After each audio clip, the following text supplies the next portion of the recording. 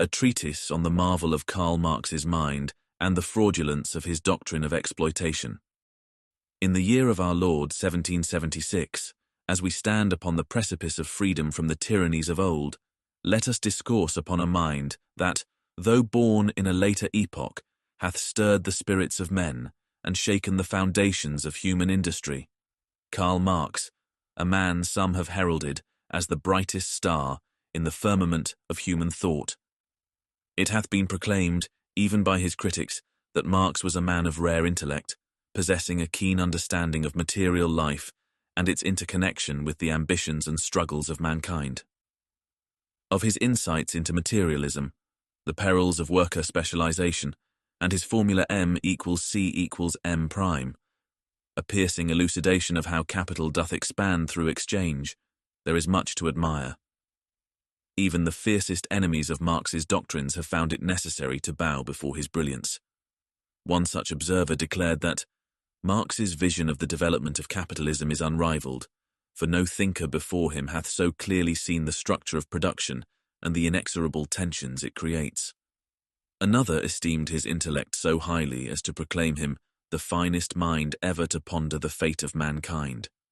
These commendations are neither the flattery of sycophants nor the babble of fools, but the testimony of those who acknowledge his genius even as they reject his conclusions. Yet brilliance, alas, is no safeguard against error. And it is with profound regret that I must proclaim that Marx, in his condemnation of the relationship between labor and capital, did commit a most grievous fraud, a deception so vast and pernicious that it doth threaten to cast men into a state of perpetual folly. His doctrine that the laborer is exploited if he doth not receive the full value of his toil is an affront to the wisdom of commerce and the laws of trade, and it doth deserve nothing less than the scorn of freemen everywhere. Marx's assertion rests upon the notion that the fruits of a laborer's hands ought to belong solely to the laborer, and that any profit taken by another constitutes theft. He wrote, "The capitalist purchases labor power and consumes it. By doing so, he appropriates labor, the laborer's work and its product. This appropriation is exploitation." Yet how absurd is such a claim when weighed against the realities of enterprise?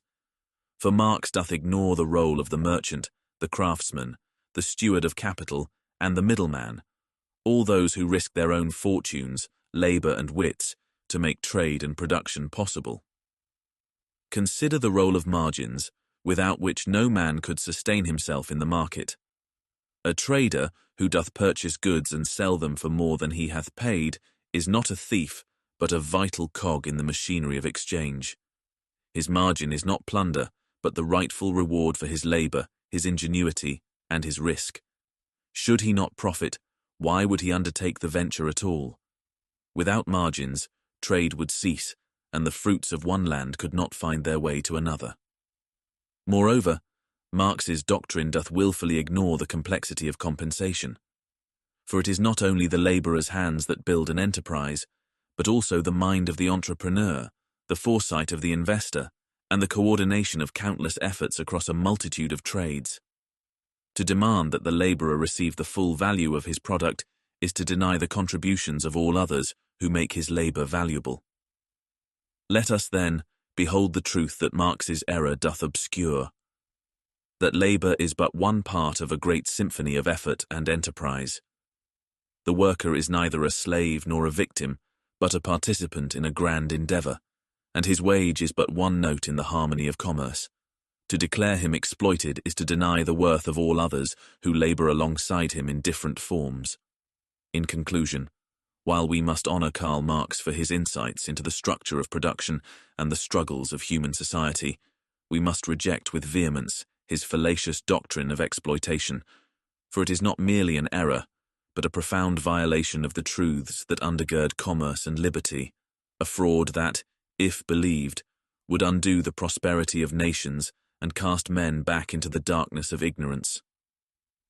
Let us, therefore, as freemen, proclaim the sanctity of trade, the nobility of enterprise, and the justice of margins, and let us consign Marx's error to the dustbin of history, where it rightly belongs.